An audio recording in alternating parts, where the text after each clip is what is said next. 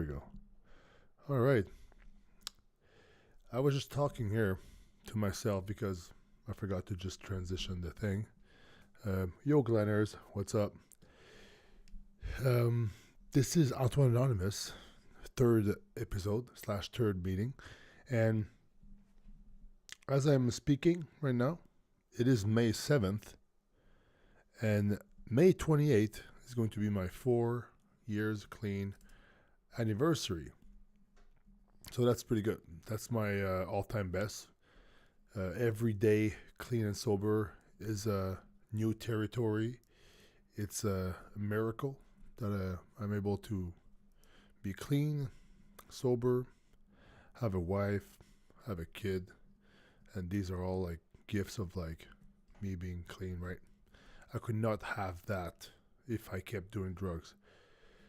But yeah, so 4 years coming up, and it's nice, but I'm very grateful, obviously. But some days are still hard, and why I feel like Martin does not have the. So I don't cover bodybuilding in this podcast, Game 4 Plus. But you should definitely tune into my other podcast on ibbama.org if you want to listen more about the shows going on. So I'm going to go back to the story here. So 4 years ago, I was in rehab. I was about to go to rehab, was struggling, another rock bottom. And at some point I just had to admit, put myself like surrender, and it's pretty hard to control. I mean, for me, it was impossible to control drugs because that's how I am. But just stopping, just like that, without like help, the obsession would never kind of leave from me. As I had to really suffer and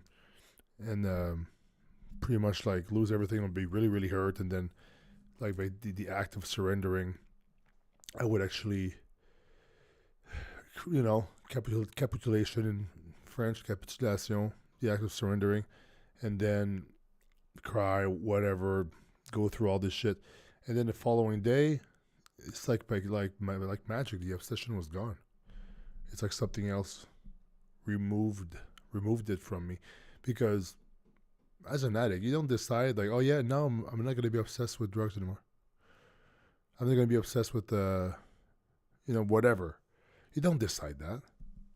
Because if you decide like, oh, I'm not gonna be obsessed about this, you would never obsess in the first place. So yeah, so it just got removed. And then I went to my rehab and I felt I was already feeling better, already in recovery.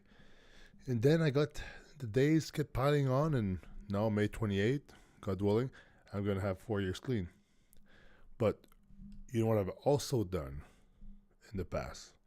I had a year clean plus, and then I was going to my meetings, and then COVID happened, and they closed down the meetings, the 12-step meetings I'm talking about in person, and yeah, they just shut it all down, and some people even passed away and stuff. But for me, I was like, I don't want to, because they had the Zoom meetings online, but I was like, nah. And maybe if they had this, I would have tuned into that. Maybe I would have not relapsed. But what happened is that you stop doing what you're supposed to do, right? Like, imagine this. As if you're sick, all right? You're diabetic.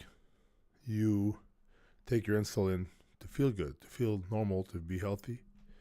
And then one day you stop taking your insulin. You're gonna have a slow decline, and at some point you'll be too messed up, and then you're just gonna die.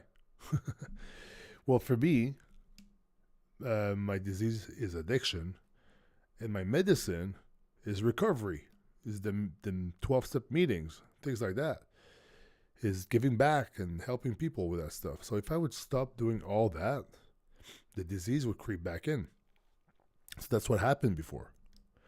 That's what happened 4, 5, 6 years ago, whatever, right? I had like a year or two clean. I think I had two clean years, and then I went and with my ex, whatever, I just wanted to relate and be normal, I guess, and drink like wine like a normal person. But I would drink the wine probably too fast and just think like, when am I gonna feel something? That's not what people do when they drink wine, right? They're like, tastes good, and I don't know. They don't finish their glasses. I was always looking like, so when am I gonna feel this? Then one thing led to another, and boom, had a full blown relapse after that. But when you think about it, for me, when I think about it, the main common factor in everyone that I saw that relapse in NA, whatever, AA, the main thing they have in common is that they stopped going to meetings. That's one thing they stopped doing the thing that made them feel better. It's like exercise, I guess. If you like eat well, train hard, you're gonna have some results. But if you stop training and you stop eating well, your body will go back to what it was or worse, right? Because you're older now. So it's kind of the same thing. It is the same thing. For example, another example I can give you is that, let's say if my brain, the pathways, the default pathways are made to a certain way that I want to use things outside of myself to change the way I feel because I feel like shit on the baseline, right? That's my baseline, I guess. That's my default system. So, but I use recovery and I use my values. I use a bunch of stuff to make new pathways, new habits, and let my actions speak, and with gratitude and all that stuff. But if I would stop doing all this recovery stuff, if I would stop doing all that, my brain would revert back to its default settings rather quickly. And which is using substances to feel better because I don't feel like I am good. So that's what it is. So you got to think about that.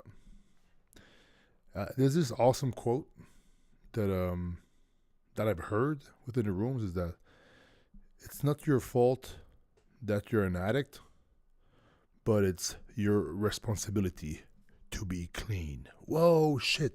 Mic drop. Punk, punk, punk. Crazy, right? It's a great quote. Love that quote. But yeah, so that's that's the plan for me. Like I want to just every day, I just keep going, and even though I don't do meetings every day, like my priority is always to be getting clean. My wife is packing baby stuff. We're going to Montreal actually tomorrow for the Fitlock Classic. And same weekend as the UFC and the Pittsburgh. Big weekend across the world. You know what else is across the world actually? They got meetings across the world. So if we found the time, that's a good segue, right? If we found the time, we could actually go and you go on the NA website and then you find meetings everywhere, or AA, whatever. And even if you're not an alcoholic, you could go to an AA meeting. That's all you got because it's the same principle. It's like the same structure, everything. It's great. So that's what I do. Like when people like online, they reach out to me and they ask like for help.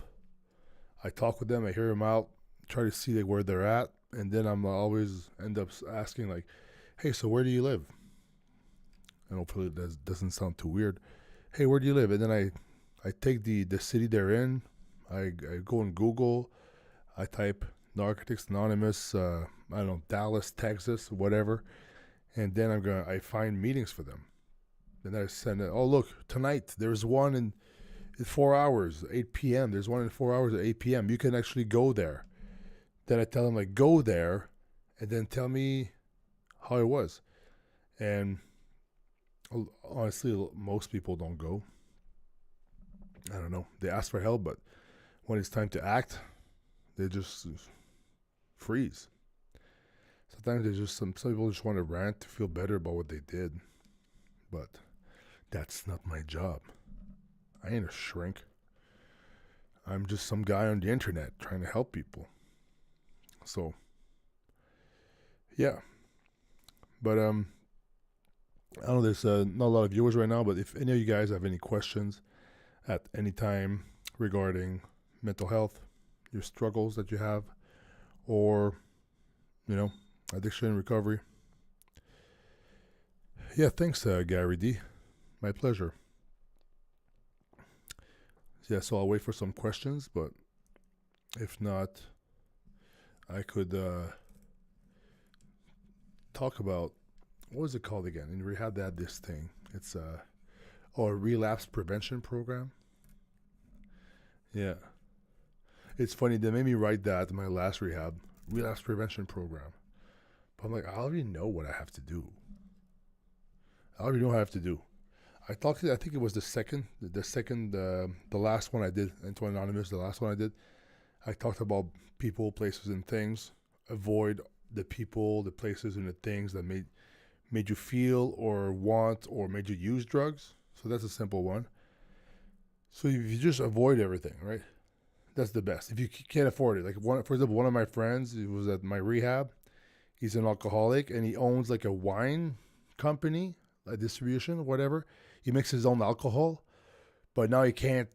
He just doesn't drink anymore. He just does all the numbers and stuff. And he told me he doesn't really feel the best about that now, but it is possible. Yo, Simply Deep, 1985. But yeah, for me, it's pretty easy. I used to do drugs. I would go out of my way and find some weird people. As long as I stay away from the streets, the weird people, and the raves, I'm in a pretty good spot. And obviously, if I can control my emotions, right? Because you can have the whole relapse prevention program, but if you get hurt enough, you get angry enough, and if you get angry enough that you don't give a fuck about anything enough, you're not gonna give a fuck about your recovery, anything. I mean, it happened to me. That's why I saying that. But Archie Jim said around 10 years ago, always love your energy. Merci Fire Drive, thank you. Rib Jeans, what's up? Yes, people tuning in. I was just saying that I was talking about the relapse prevention program. Let's say you go to rehab and then you come out, they make you write that usually. And obviously for me, it was staying away from the people I use drugs with, the places I use drugs at, and get rid of all the paraphernalia and things like that. And obviously try to apply some of the things you learn in rehab, right? Control your emotions and all that kind of stuff. And I was doing a lot of cognitive distortion. And the thing is, that's more like CBT, cognitive behavioral therapy.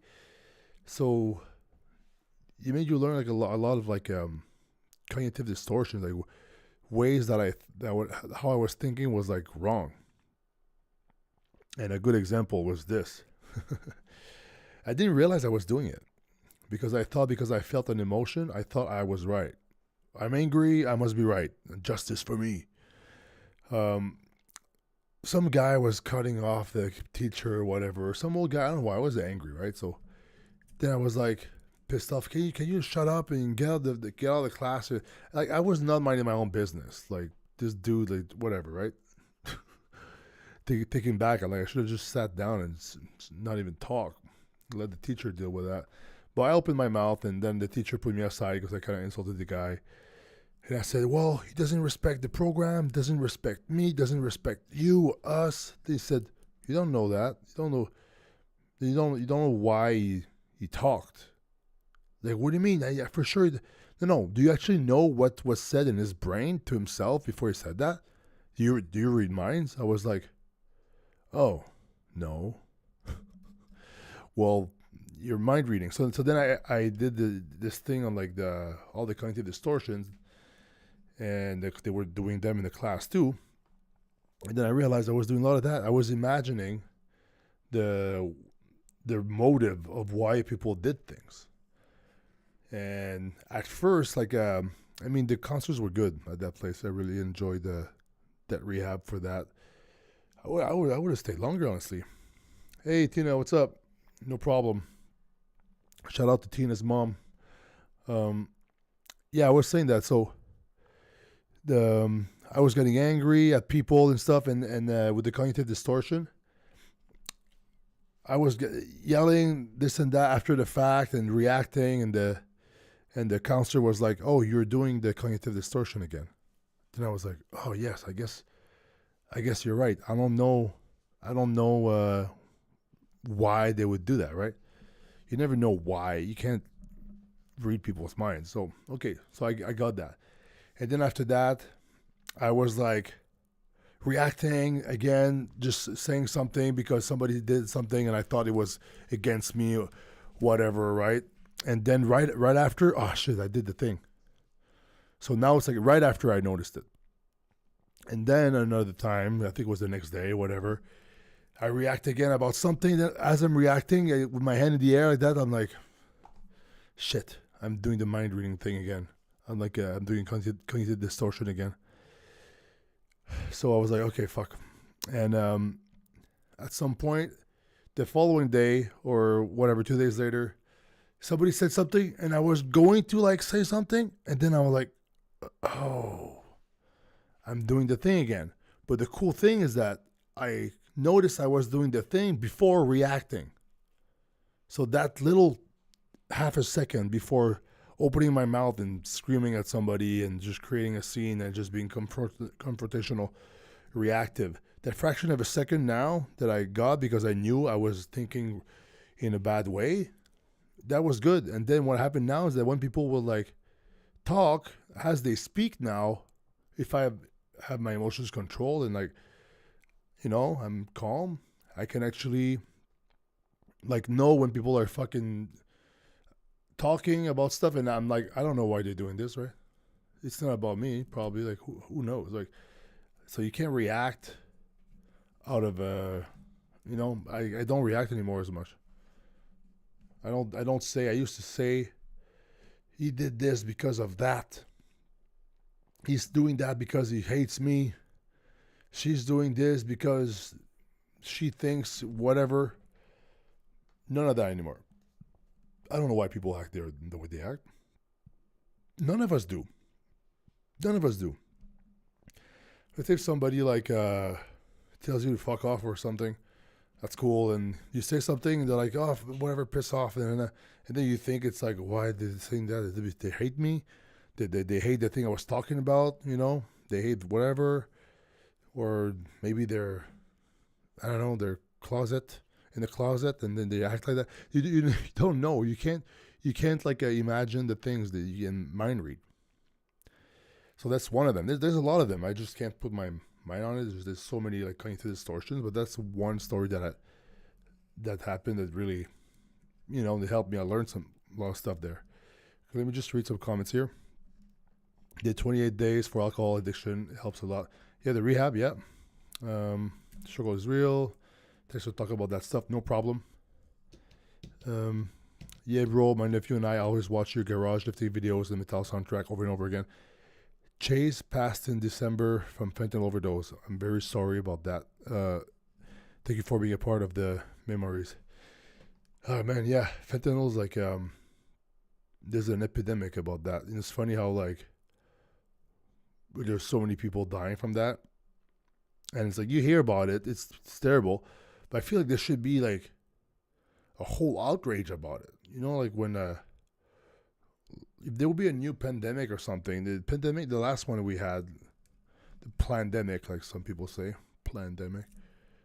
People were freaking the fuck out. What about this pandemic, the fentanyl one? Anyway, complaining from me.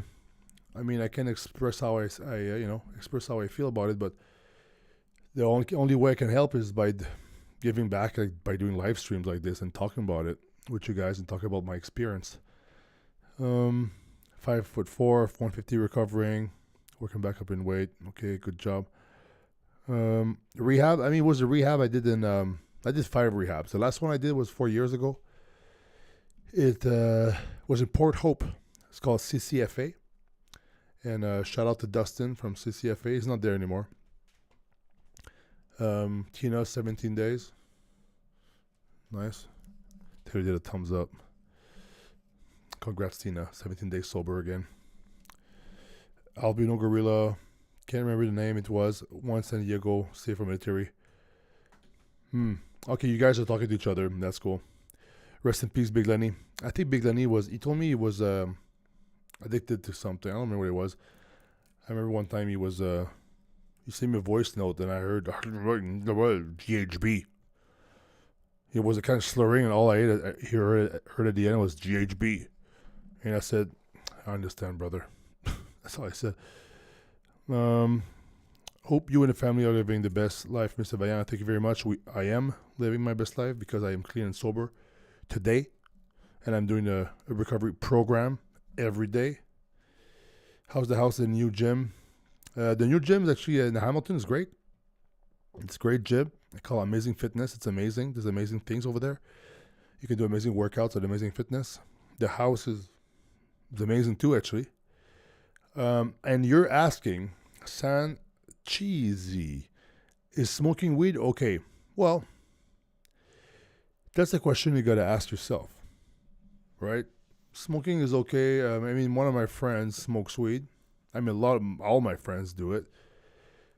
But are they addicts, right? So the thing you got to ask yourself, is smoking weed making your life worse?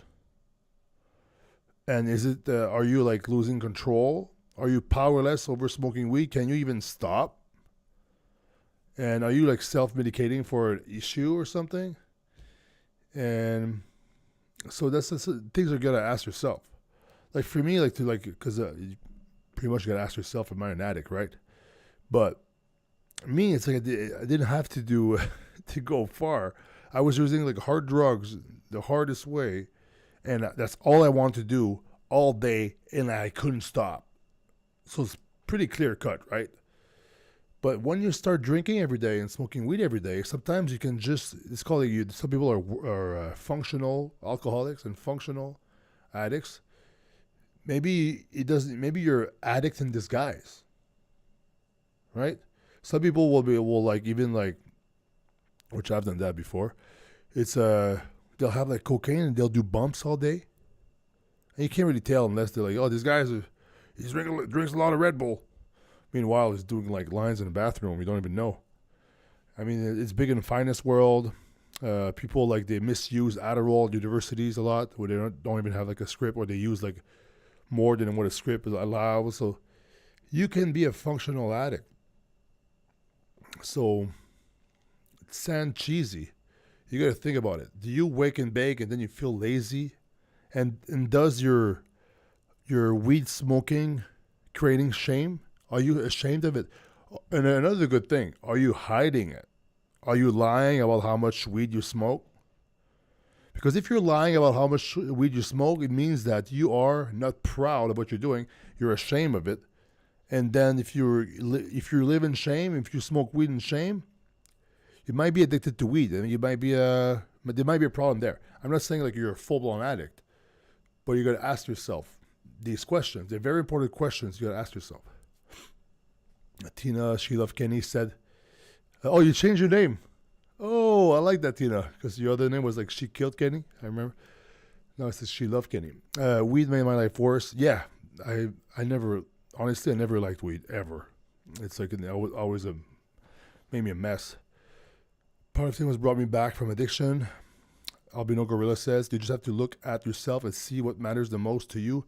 Getting stronger was important to me. Alcohol did nothing but make me weaker. That's good. You could, some people have a on and off switch, and they're not technically like real addicts, or they just work for a time being. But for me, I couldn't turn it off. Weed for 17 years, quit 3 years ago, never looked back. Jesse Brown, congratulations. The pump is a cure. Tom, you're not wrong for that. You know, one of the first things I would do in rehab, I would obviously sleep it off.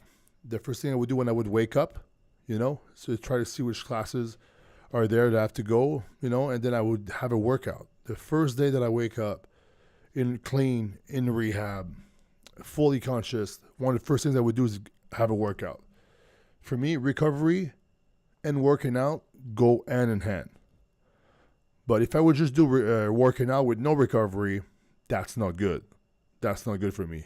It wouldn't cut it. Yeah, so Jesse Brown says it just ended up with an occasional vice, but I don't like it. Yeah, great you. It's great you can just shut it off like that. Good job. Sunny Balcony says, weed makes me worse, but life still sucks when sober. Aha, I like that, what you just said, and I'll explain in a second. I was recently 6 years sober, but couldn't get my life going. So the thing is, why I used drugs in the past is because, why most addicts use drugs is because they can't deal with life on life's terms. So that means that they can't deal with life with just life as it is. Life as it is too much. They gotta modify it. They gotta escape from it somehow. They gotta change the way they're looking at it, the filter they're looking at it, because the life as is not good enough. It's too scary, whatever. So, yeah, life sucks when sober. So the thing is, you have to find a way through therapy, through maybe better habits, to starting something new. I don't know. I don't know you, right? Sunny Balcony. I don't know who you are, but my life sucked because when I was sober too. That's why I thought it was terrible. I was like, I would feel way better high. But then life always catches back. It caught back up to me, and I had to deal with the real, way worse. Like my reality was way worse than before doing drugs. You know, when you put everything on hold to do drugs and party in hotel rooms with the shady but specific, mysterious people. Yeah, it's like then you don't answer your phone for 5 days. What kind of consequences do you think is going to happen? And you're supposed to have a girlfriend? Oh, shit. Then you realize you're a piece of shit. Great. So, yeah. So, it's normal you feel this way, right? I mean, for me, life sober sucked for the longest time. But now the cool thing is that I don't want to like leave. My sober life right now is great. It was great. I got a wife. I got the baby. You know, every day. I mean, I'm stressing about some like normal things, you know, because I'm a father now. But I would not. If the feeling I have right now, if you would tell me like back in the days, like, hey, you're gonna be okay. Fuck, I would probably still do the drugs. What am I saying? I'm an addict. You know what I mean? I was young and stupid, but you don't have to be. But now, my life is great. I would not go back to the other one. Because a lot of time was very lonely, right? You know, you're partying with all these girls and guys or whatever. And then at some point you just go home, whatever, or you get into some type of like argument and just part ways. And then it's like, I don't know, 4 a.m. and it's like Christmas time and you're just like by yourself and you're looking for people to party with. It sucked. It sucked. I mean, if I look at the highlights, and I'm telling you, my highlights were, if I just think about my highlights, I'm going to want to go back. But for all the highlights I had like some low light shit, like dark, low light. Highlight, low light, dark shit. And this is the dark shit, the rock bottoms. This is what I got to think about. There was no light. I was so far down in rock bottom in a fucking cave, there was no light piercing through. It was just darkness. So yeah, I'm not going to think about the highlights of my drug use because that's going to make me want to use. I'm going to think about the low light from rock bottom, like a low level light, darkness. So that helps me stay clean. You know, in my life now, it's like there's no low light. Everything's the highlight. You know, I'm gonna wake up and my kid's gonna be like a teenager at some point. So I'm really conscious about that now, and I'm really am in the moment. It's great. Let's keep reading the comments. Stop drinking too much too. A lot of people in that boat, Sunny, for sure. Love your old YouTube garage videos. Sam is saying that about me with the Matchman sunglasses. Death metal. Actually, I got some new pair of sunglasses. It's in the car, but whatever.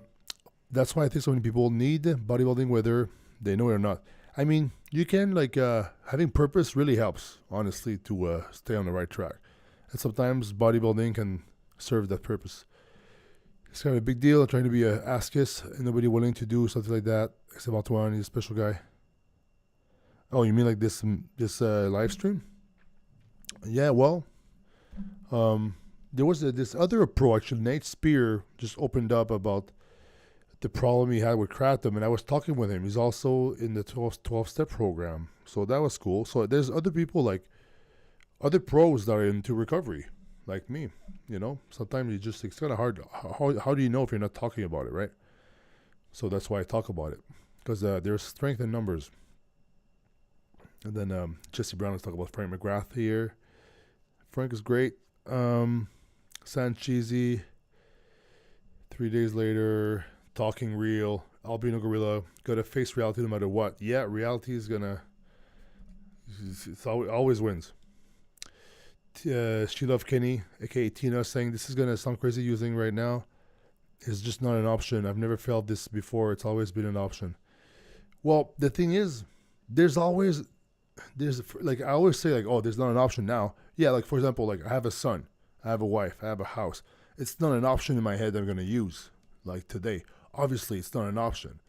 But the option is always, but it's like, I don't even want to think about it, because, wait, I'm going to leave my wife and my kid here, go where, like, a Barton Street, go grab some drugs and just ruin my life and get divorced, lose custody of my kid, lose all my money. That's the other option. That's a shit deal, right? Because I know I can't stop, and I don't want to hide, and I don't want to lie, and I don't want to do the things I was doing on drugs anymore, because I'm a married man. So, yeah, so I get it. That feeling of like there's no option tonight, I'm not going to do drugs, it's a great feeling, but the reason why we're saying that is because if we think about the other option, it's like, it's terrible. I know myself too much. I can't lie. I can't lie to myself. I used to lie to myself. I used to be able to be like, oh yeah, I'm going to do drugs. I'm going to grab just 2 grams. I'm going to start using it Friday night. And then I'm going to stop using it, I don't know, Sunday morning. And then sleep. And then Monday, I'm going to be back on track. I just want one weekend of party. And that was like me in my head. This was me controlling myself. Starting Friday night, finishing up Sunday morning. That was like, that's a good weekend. I didn't do too much. Right? That's how I was. No sleep. And then what do you think happens when I start running out Saturday? I'm like, after 48 hours, I would peak. I would be a crazy maniac. And I was like, and do you think so I'm going to ask you guys, do you think I can make better decisions when I'm sober or when I'm high? Well, I already made a bad one when I was sober, which was picking up drugs. So imagine the decision I'm going to make now when I'm on drugs. I can't control myself on drugs. If I couldn't control myself sober, why would on drugs I do a better job? It's so stupid.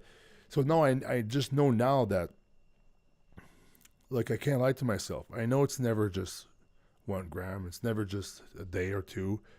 It's always more. Always more, because at some point I just don't care. That's the thing. It's so crazy. And a thing that I would always realize that, I would realize that a bunch of times. All my relapses, I'm like, oh my God, why did I even start? Because you have the feeling, you want to do it, the cravings there, the obsession, and then you do it. Then you're like, oh, finally I have my fix, whatever. But like the feeling of like the craving the drugs in the first place, let's say let's say the 10 is a super craving, and then you give in, right? 0 to 10, 10 is super craving. So, okay, I really want to do drugs. You get like 8, 9, you're like obsessing, 9.5, and then at some point you're at 10, fuck it, I'm going to do drugs. And this was the intensity of the feeling of the craving. But once I was on drugs, from 0 to 10, I was at 60. 100. It was way harder to stop doing drugs than to not have picked it up in the first place. I don't know if you understand what I'm saying here. It's like, for example, let's say you have like a bowl of M&Ms. It's like sometimes it's just like, oh no, I'm good. If you don't even start eating the M&Ms, it's gonna be easy. Whatever, you don't do it. But if you take one M&M, sometimes you're like, oh fuck it, you keep eating the M&Ms, right? Like who's gonna stop at like 4 M&Ms? That's weird. I mean, I'm an addict, so for me that's weird. But yeah, like committed to this, said went through this for 8 years. It's insanity. Yeah, I mean you've heard the quote that everybody says to sound smart in the meeting sometimes. Oh, it's the definition of insanity is doing the same thing over and over again and expecting different results. That's kind of like what I was doing though. Oh, this time I'll stop early. I'll control myself. I'll just do one weekend. Never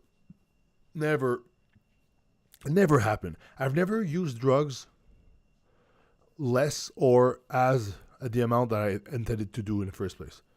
It was always more. Always. So, Entire Inspections Incorporated says you're awesome, Antoine. Thanks for sharing your story. Glad you are better, bro. My pleasure.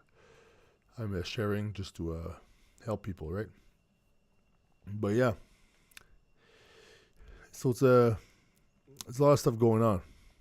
But the reason why I did this one time, because usually I always do these on Fridays at 9:30, but I missed it last week because my friend Juji was here, and it just honestly just slipped my mind. So I want to do it at Friday. I might do it. I'm gonna be away from home again, so I'll just do it on my phone like last time. But let's go through some more comments before shutting it down a little bit. Jesse Brown is saying, I think some people do drugs for social and some people use them for personal, and there's all kinds of addicts, right? Some people will just, some people just are lonely. They'll do it because they're lonely. Some people will do it with people. Like I was more that guy. I wanted to do drugs too, and then chase some tail, I guess. I wouldn't be able to do drugs by myself. It's like it was annoying. I didn't like it. Try to get some party going. Tina is saying, I'm thinking of coming down to a meeting in Hamilton, have some gymnastics training. I'm going to do this summer, so I'll message you. Yes, Tina, 100%. I like the one in the park. There's one in the park. It's pretty cool. And I'm going to tell you which one I go to. Also, privately, in the DMs on Instagram. Anyways, unless you guys have a specific question, if you have a burning desire to ask a question that's related to addiction, to recovery, to if you're struggling, because the main thing, if you're struggling and you're not talking, you're in a tough spot. I was there, but don't be shy. I don't even know who you are. I mean, I know Tina, but all of you guys in the chat right now, the other 20 people, I don't know who you guys are, so you can ask a question. And even if I knew who you were, I would never judge. Never judge. Because whatever you think, some fucked up shit you did, I probably did something similar or the same thing, or maybe probably worse. I was pretty crazy. So I would never judge anyone, for doing something super weird on drugs. And it's like a lot of us have been there. It's just being alone on the bodybuilding journey. I think I need to go all in and leave the people behind who have too much baggage. I mean, the cool thing with your friends, Jesse Brown, is that you can choose your friends. You can't choose your family, but you can choose your friends. If some people are like dragging you, and maybe I don't know if it's related to drugs or not, but you can choose your friends. If your friends are bringing you down, you can take a break and you can focus on other stuff. But I don't know if being alone is the solution. Because for an addict, it's probably not the solution. Because if you're alone with yourself, some people say you're in bad company because you're an addict, right? If you're an addict in active addiction and you're just by yourself, you might be in bad company, brother. sister. But yeah, the opposite of addiction is connection. I've heard before. So sometimes, in numbers, we are strong.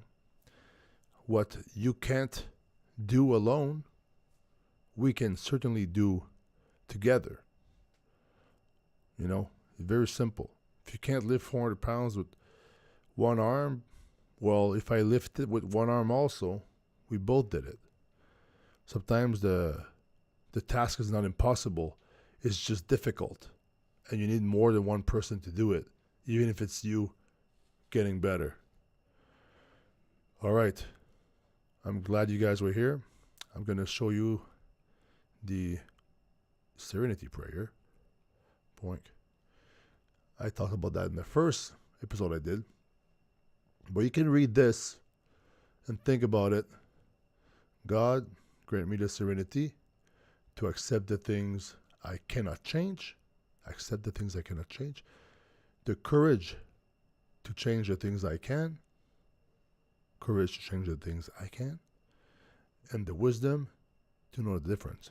The wisdom to know what's what. All right. Very cool. Good night, guys. Stay tuned. Friday night, 9:30. I'm going to try to get on. Peace out.